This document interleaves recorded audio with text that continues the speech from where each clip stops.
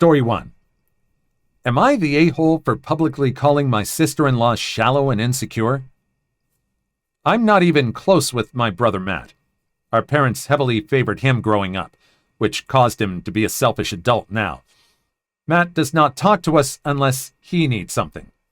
His wife Amber is even worse.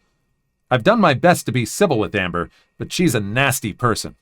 The first thing she did when we met was insult my then 2-year-old daughter's hair. Amber behaves this way to every member of the family.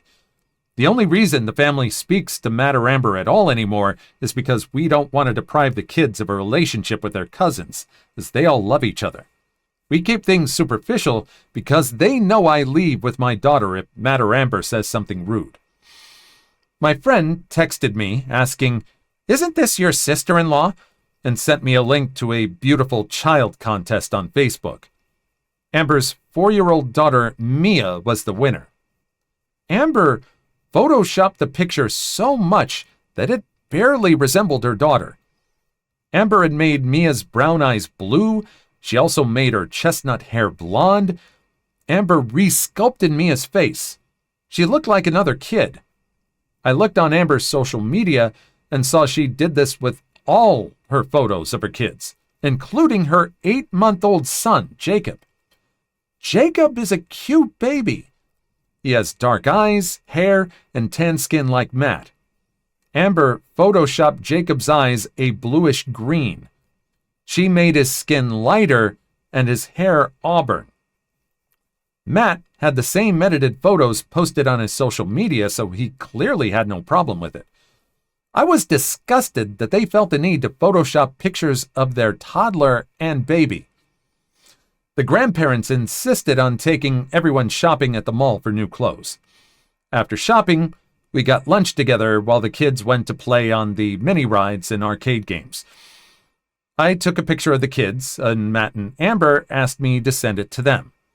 Amber was examining the picture and made comments that my daughter Savannah's eyebrows were too bushy, and there was a threading place near my house that I should take her to shape her eyebrows better. In the same sentence, she commented about Savannah's cheeks having too much baby fat, and I should consider a children's workout class for her. I was furious with Amber, because who the hell does she think she is to insult a 10-year-old's appearance?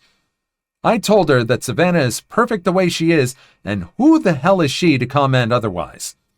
Amber got defensive and said how she's just trying to offer helpful criticism because Savannah will have trouble finding a boyfriend if she doesn't learn to maintain herself. I said Savannah will find someone who loves her and not her looks, instead of being shallow and insecure that she photoshops her kids' pictures online. Amber and Matt looked extremely angry and embarrassed. I told Savannah it was time to go, and we left. People are saying I should have left immediately instead of causing drama and responding to Amber how I did, but nobody insults my child and gets away with it. Am I the a-hole? No. I don't think so. She made those statements in public about her kid, and the kid's mother responded in kind. Well, I don't know if it was in kind. Did Amber make these statements just out of matter of fact? And did the mother just blow up at her? It's kind of in the response there. If she responded in the same tone and level as the other person, yeah, I don't see a problem with this. If she just blew up and just yelled at her, that's a different, it's still kind of within her right. It might be kind of a bit overreacting. I don't think she did it that way. I think she was angry and stood up to her and talked, but I don't think she was like angry and just yelling and causing a scene. That we don't know. What do you think? Story 2. Neighbor kept reporting me to the homeowners association for petty things. Opportunity knocked to pay her back, and I took it. I found out today that my revenge was complete, so I came here to share it. My neighbor, who we shall call Christy, would report us to our HOA for literally everything she didn't like. Trash can still be found on the street at 5 p.m. on trash day.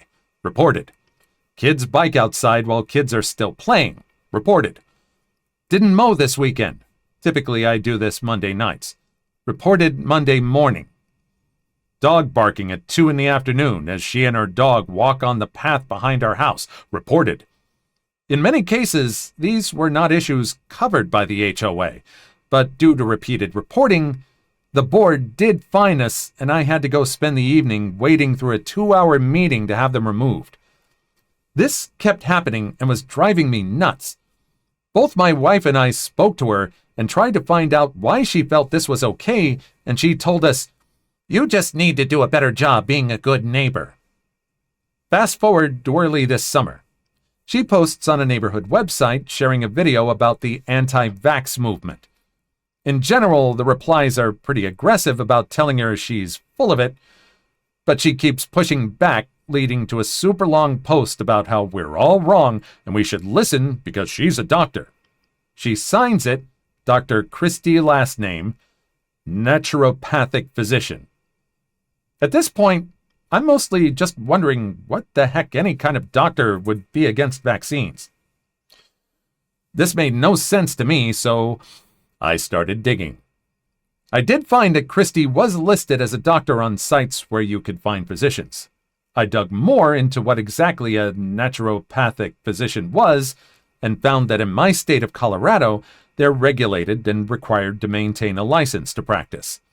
I checked into it and found out the following. 1. Christie was not in the state database as a naturopathic physician. 2. The board who regulates it has an online reporting tool. At this point, I took all the information I had, grabbed screenshots, and checked my timeline, and reported her as claiming to be a naturopathic physician when she was not. This is a hot-button topic for me, and because of that, and Christie signing her post as Dr. Last Name, I had to dig some. I, for one, am a huge fan of including whole-person treatment. I think doctors of osteopathic medicine are wonderful as they work to integrate whole health into the picture with well-researched medical best practices. Naturopathy is less so, which is the problem here. Now, one researched article breaks down a lot of the issues quite well. It's almost 13 years old, but still quite good at explaining the valid concerns. I further checked as Colorado does regulate naturopathy, and I could not find any Christie last name listed there. My thought was that it's entirely possible that she holds a license to practice in Colorado, and my search wasn't working, or even just searching her first name or zip code or my town or town near us provides no results for a Christie last name. There are 2 naturopathic doctors in town near us. At this point, Christie locked the post and later deleted the entire thing. I was pretty dang happy that she removed the post, but today it got better. In the mail, I received a copy of the cease and desist letter that Christie received from the state about a month ago. It told her that she must cease and desist her practice immediately. Just trying to be a good neighbor. What is with her reporting this person? What does she have against this person? Is he? It just seems like some kind of weird scheme to try and get this person moved out so she can have a little bit of extra space.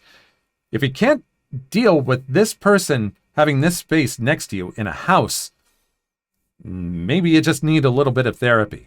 And it's also another reason why HOAs are pretty useless in my eyes. I don't see any good reason for an HOA. Do you? Please like and subscribe if you've made it this far. I hope you'll enjoy the rest of the video and have a wonderful day. Story 3. Young and rude adults refuse to pay for public transportation, but oh, sweet revenge at the end of the day. I work as a train driver. I drive smaller trains mostly in the countryside, and people are generally nice and well behaved. But of course, there are also the alcoholics, illicit substance addicts, and general weirdos that use public transport, and some people that just live to be a pain in the butt. This was a few years ago. We were traveling in the late afternoon, and my conductor, let's say C, storms into the driver's cabin angry and annoyed and tells me, "We have two rude, good-for-nothing guys on board, and they're such a-holes." Me, what did they do? C, they have no tickets, refuse to pay, just laugh in my face, and are saying, "What are you going to do about it?" Me, what the hell? Should I help you throw them off at the next stop? C, we can't because they're just traveling one station, so they're getting off at the next stop. Deity damn smug guys with their "what are you going to do about it?"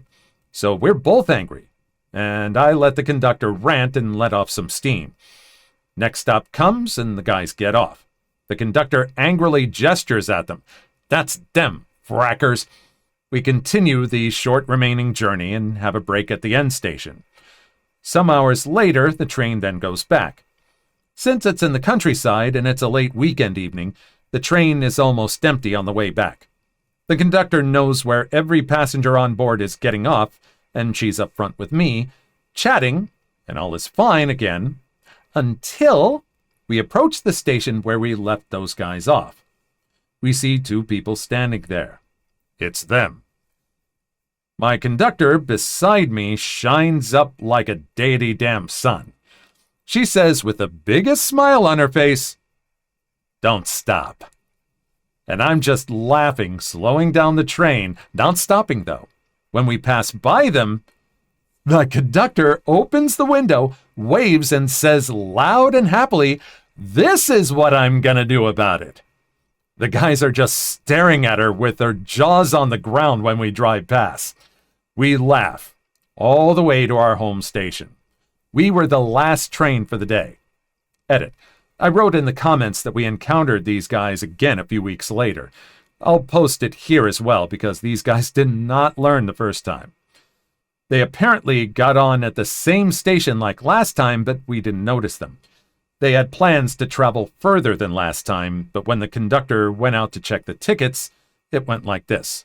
Conductor spots them, recognizes them, and says loudly among the other travelers, "Oh, are you able to pay for your tickets today?" They just fidget and say, "No, we ain't got no money." C, well, ain't that a shame? Guess you'll have to get off at the next stop. Them, what the hell? Can't you be nice and let us be? What the hell are we gonna do at that awful station? C, guys, I don't give a fracking damn.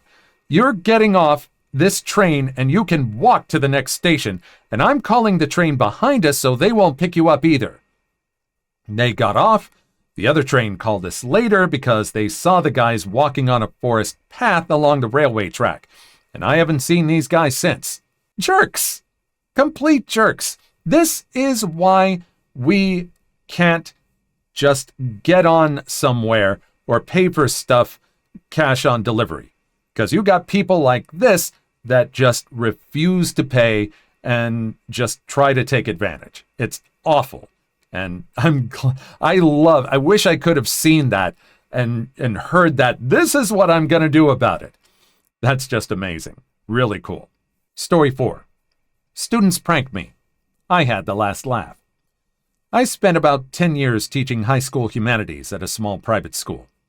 For my first 2 years, I didn't have a classroom, just a small office. I would bring what I needed for each class on a cart and go from room to room, depending on which teacher had a prep at any given time. This was incredibly inconvenient, and not being the most organized of teachers to begin with made things difficult to keep track of. There was a group of 11th grade boys who decided to make things a little more difficult for me. They were good kids. We got along well. I coached several of them on the school soccer team. But they decided that since my office would be empty, it was a great place to prank. It was never anything too serious. Things falling over when I opened the door, the things disappearing for a day and then turning up in a different place the next day. Nothing was ever damaged, and I could never prove who it was, even though I knew. My school had mandatory final exams in each academic course. I didn't really think they were necessary, so I would generally make them pretty easy with a lot of preparation. I would give out study sheets and play review games for a couple of weeks before the test, and there was no reason the students wouldn't do well on them. I had approval of the admin to do this, as they weren't particularly fond of the final exam rule either. It was school board policy. A few nights before the offending boys had their exam, I had a brainwave. I created a second exam. Gone were the multiple choice questions and obvious things from the review sheets. In their place came detailed questions about concepts that were briefly mentioned in class. Essay question after essay question. Ambiguous questions with no clear answers. Definitions of words that was no way they knew. It took a couple of hours, but I laughed the whole time. When the test came, I had the special exams at the bottom of the pile and handed them out to each of the 4 or 5 boys. I told my vice principal what was happening, and he insisted on being present. I started the timer and watched as the boys flip over the papers. It was all I could do to keep a straight face. Eyes went wide. Heads were shaking. Panic was setting in, especially as they saw all their classmates flying through their exams. One of the boys raised their hand. "Sorry, no questions during the final. You should be prepared based on your study sheets." I let them go for about 5 or 10 minutes of terror before I gathered the fake tests and gave them the real ones. They all passed with flying colors and never pranked my office again. It was glorious. Oh, this person could have been a lot pettier. I think it was cool that he let them off the hook like that. And I think that was just a warning shot across the bow. He knows, no, like they know now that he knows that they know, it goes back and forth. He now knows about them, and he let them know that he knows about them. Pretty funny. Not too bad. And good for giving them the actual test. Story 5. Employees' lunches are their personal property, and the company is not responsible for lost or stolen personal items. Nobody likes a lunch thief, and I had one of the most aggressive at my office. There were rumors for a few months leading up to the inciting incident of someone going around and taking people's lunches. Just about every day, someone different would complain that their lunch was missing. It even happened to me once or twice, but I figured, hey, it's a big office. A few people are probably just careless and grab the wrong lunch and are too embarrassed to bring it back, or someone else packs their lunch and they don't know what's in there, so it's not obvious they have the wrong one or whatever. Most people just brought brown bags with their names on it anyways, or identical Rubbermaid Tupperware with a little piece of label tape on the side. It was easy enough to mix up. I had accidentally grabbed the wrong lunch once or twice, but I noticed before I got it open. I thought I was just more careful, or even just not as busy as some other people in the building. However, other people weren't as forgiving, and a quorum made complaints to HR. They were blown off. Personally, at the time, I thought it was all much ado about nothing. But then it began.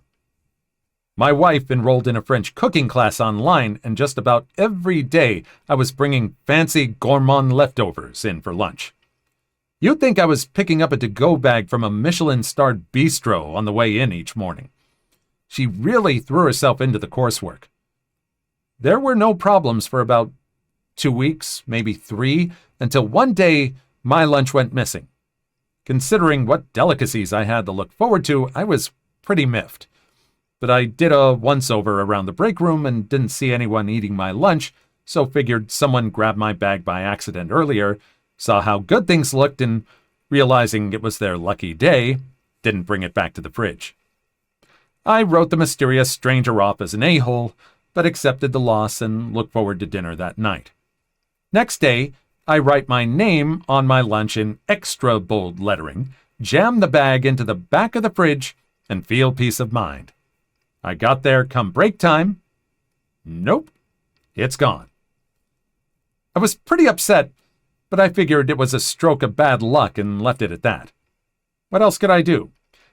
However, on the 3rd day, out of an abundance of caution, I kept my lunch at my desk. A pain because I had to eat it fairly early in the day to avoid spoilage, but at least I'd know where it was. I got up to take care of some business down the hall, and when I came back, yep, my lunch was gone. Unfortunately, that didn't help me narrow it down much at all because my desk is centrally located, so everyone's constantly passing by. At that point, there was no possibility of the theft being arbitrary, so I approached HR and filed a complaint.